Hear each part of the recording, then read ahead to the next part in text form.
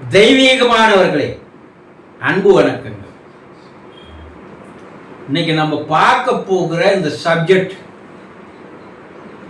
திருமணமான ஒவ்வொரு தம்பதியரும் தெரிந்து கொள்ள வேண்டிய மிக மிக முக்கியமான ஒரு சப்ஜெக்ட் ஆகும். என்னங்க, மனிதன் இனமே இன்பத்தை நோக்கி ஓடுவதுதான் அவனுடைய குறிக்கோள் இல்லையா? அவன் படிக்கிறதா இருந்தாலும், வேலை செய்யறதா இருந்தாலும், சம்பாதிக்கிறதா இருந்தாலும், சொத்து சேர்க்கறதா இருந்தாலும், திருமணம் செய்து கொள்வதாக இருந்தாலும், எதை நோக்கி அவனுடைய கடைசி எண்டு இருக்கு? நான் இன்பமா இருக்கணுங்க, மகிழ்ச்சியா இருக்கணும், சந்தோஷமா இருக்கணும், நிம்மதியா இருக்கணும் இல்லையா? அதுல இன்பம் என்பது நிலைத்திருக்கக்கூடிய நிலையில் இருக்குதா? அங்கதான் யோசனை பண்ணணும். நீங்க திருமணமானவர்கள் கணவன் மனைவி தாம்பத்திய யோகம் என்று சொல்லுவார்கள். மிக உன்னிப்பா கவனிங்க. இந்த தாம்பத்திய யோகத்தில் கணவனும் மனைவியும் கலவி கொண்டு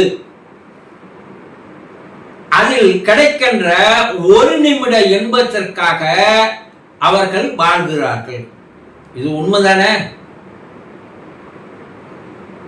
அந்த ஒரு நிமிட இன்பத்திற்கு அப்பால் அந்த இன்பமானது நீடித்து இருக்குதா? கொஞ்சம் யோசனை பண்ணுங்க.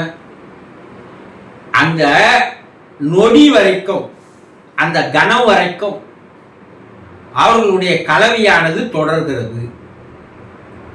அந்த நேரத்தில் என்ன நடக்குதுன்னா, தன்னை மறந்து விடுகிறார்கள், தன்னை சுற்றி இருக்கின்ற உலகத்தை மறந்து விடுகிறார்கள், தன் நிலை மறந்து விடுகிறார்கள். அது என்ன சொல்றாங்க? சமாதி நிலை என்று சொல்லுவார்கள் சித்தர்கள். சத்தத்துக்கு சமம்.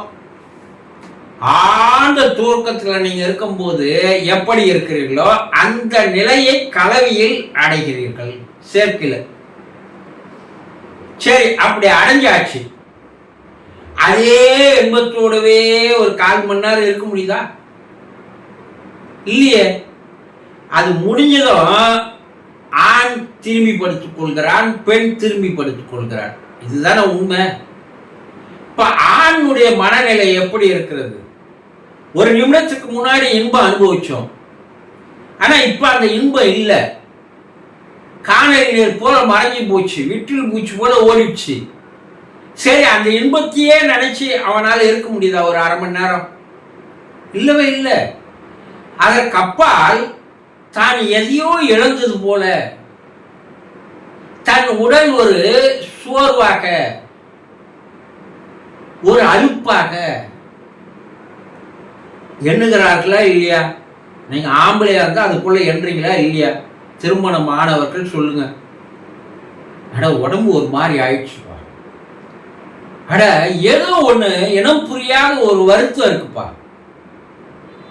ஏன் இது அவனுக்கு வருது? எல்லா ஆண்களுக்கும் வருது. ஆனா அவனுக்குள்ள அப்ப மனசுல என்ன நினைக்கிறான்னா, அடுத்த முறை இதில் ஈடுபடக்கூடாதுன்னு நினைக்கிறான். ஏன்னா அவனுடைய சக்தியானது இழந்து போய்விட்டது. அவன் சக்தியை வெளியேற்றிட்டான். சரி, பெண்ணானவள் அந்த சக்தியை உள்வாங்கிட்டான். இவன் வெளியேற்றுகிற நேரம், அவன் உள்வாங்குகின்ற நேரம், அந்த நொடி பொழுது, கனப்பொழுது இருவரும் தன்னை மறந்து போகின்ற மெய்மறந்த ஒரு நிலையில இருக்கும்போது அது இன்பமாக, சந்தோஷமாக, ஆனந்தமாக, பரவசமாக இருக்கிறது. இது உண்மை. ஆனா அதுக்கப்பால ஒருவர் முந்தைய ஒருவர் பார்த்து மாதிரி திரும்பி படுத்துக் கொள்வது என்னன்னா, அது நீடித்து வரவில்லையே, நிலைக்கவில்லையே. ஏன் அது போல நடக்குது தெரியல. பல பேருக்கு தெரியவே தெரியாது. ஏனென்றால் அங்கே சக்தி இழப்பு ஏற்படுகிறது. இது தாம்பத்திய யோகத்தில் ஏற்படுகின்ற நிலை. இதை இன்பம் சொல்றீங்க. இது இன்பம் அல்ல, இது நிரந்தர இன்பம் அல்ல, நீடித்து வரக்கூடிய இன்பம் அல்ல, இது ஆனந்தம் அல்ல சித்தர்கள் சொல்றாங்க. அப்ப என்னங்க, எப்போதுமே இன்பமான நிலையில் சந்தோஷமான நிலையில் இருப்பதற்கு தான் மனிதன் தன்னுடைய வாழ்நாளை பயன்படுத்தி கொள்ள வேண்டும் என்று சொல்கிறார். அப்ப அந்த இன்பம் எப்ப கிடைக்கும்? நிரந்தரமா எப்ப கிடைக்கும் அண்ணா? தியானத்தில் ஒரு உச்ச நிலைக்கு வரும்பொழுது அந்த இன்பமானது நிரந்தரமாக உங்களிடையே தங்கி விடுகிறது.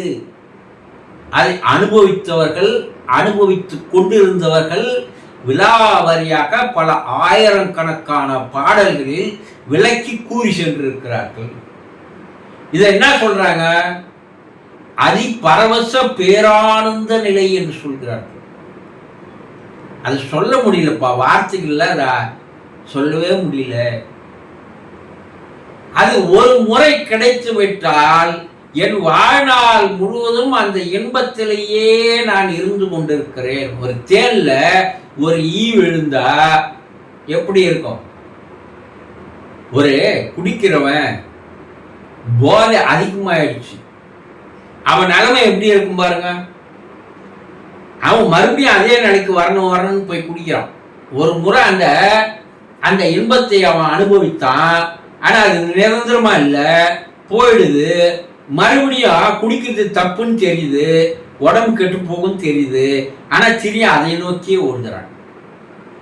மனிதர்களும் தன்னுடைய தாம்பத்தியோகத்தில் இன்பம் கிடைக்குதுன்னா அதை நாடுகிறார்கள், சேருகிறார்கள். ஆனா ஒரு நிமிடத்தில் அது மறைஞ்சு போகுது. அதனால நிரந்தரம் இல்லை, கிடைக்கலையேன்னு தெரிஞ்சா கூட தெரியும் அதையே நாடுகிறார்கள். சித்தர் என்ன சொல்றான்? எப்பா நீ குடிக்கிறதுனால உடம்பு கெட்டு போகுது, ஆனா அந்த இன்பம் மின்னல் போல வந்து போயிடுது. நீ சேர்க்கையினால உனக்கு சக்தி இழந்து போற, ஆனா அதுல ஒரு இன்பம் என்னாச்சுன்னா ஒரு நிமிடம் இருக்கு, அப்புறம் மறைஞ்சு போகுது. நீ உடலும் கிடக்கூடாது, உன்னுடைய சக்தியும் இழப்பு ஏற்படக்கூடாது. ஆனா நீ நிரந்தரமான இன்பத்தை நீ அடைய வேண்டும். என்ன? தியானத்தின் ஒரு உச்சநிலை. அந்த நேரத்தில் என்ன ஆகுன்னா உடல் மறந்து போகும், உணர்வுகள் மறந்து போகும், உணர்ச்சிகள் மறந்து போகும், இவ்வுலகம் மறந்து போகும், எல்லாம் மறந்து போகும். அது சமாதி நிலைக்கு சமமாக நீ வந்து விடுகிறாய் என்று சொல்கிறார்கள். இந்த சமாதி நிலைக்கு சமமாக வருகின்ற நிலையை தான் திபெத்தியர்கள், புத்தர்கள் ஜடோரி நிலை என்று சொல்கிறார்கள். இதை நம்ம சித்தர்கள் சமாதி நிலை. சமாதி நிலை என்னன்னா ஆடவும் ஆடாது, அசையவும் அசையாது, ஆதிக்கு சமமான நிலை என்று சொல்கிறார். ஆதினா யாரு? இறைவன். இறைவனுக்கு சமமான நிலை. இறைவன் ஆனந்தமயமானவன் சொல்றோம் இல்லையா? அந்த ஆனந்தமய நிலைக்கு செல்லலாம். இது மேல என்ன சொல்றாங்க? மகா முத்திரை நிலை என்று சொல்றாங்க. உங்களை மறந்து போனோம், உணர்வுகள் மறந்து போனோம், உணர்ச்சிகள் மறந்து போனோம், நீ உலகம் மறந்து போனோம். அங்கே அறிவு தூங்கி விடுகிறது. அந்த நேரத்தில் இறந்தவனுக்கு சமமாக நீ மாறி விடுகிறாய். ஆனா இறந்தவனுக்கு உயிரும் வேலை செய்யல, ஆனா இந்த நிலையில் உன்னுடைய உயிர் வேலை செய்கிறது. ஆனா நீ இறைநிலை ஆனந்த சுரூபமாக நீ மாறி விடுகிறாய். இப்படி மாறணும்னா அளவுக்கு அதிகமான ஒரு சக்தி, ஆற்றல்கள் உன்னிடம் வந்து சேர்கிறது. இதுதான் தூங்காமல் தூங்கி சுகம் பெறுவது எக்காலம் அனு பத்திரிகையார் பாடுறார். அப்பா நான் தூங்கவும் கூடாது, தூங்கணும், அந்த நிலைய போரும்பா. ஆனா இந்த சமாதி நிலை தியானத்தின் உச்ச நிலைக்கு வரணும். ஆனா இந்த தாம்பத்திய யோகத்தில் நீ அதை கடந்து வந்தால்தான் உன்னால எந்த நிலைக்கு வர முடியும்? இந்த உச்ச நிலைக்கு வர முடியும் என்பதால் தான் தந்திரா யோகம் என்று ஒன்றை வைத்தார். இந்த தந்திரா யோகத்துல தியானத்துல உச்ச நிலையில ஒரு தனி மனிதர் மட்டும் போய் அனுபவிக்க முடியும். இந்த தந்திரா நிலையில ஆண் பெண் இருவருமே சேர்ந்து அந்த ஆனந்த பரவச நிலையை அடைய முடியும் என்று சொல்கிறார்.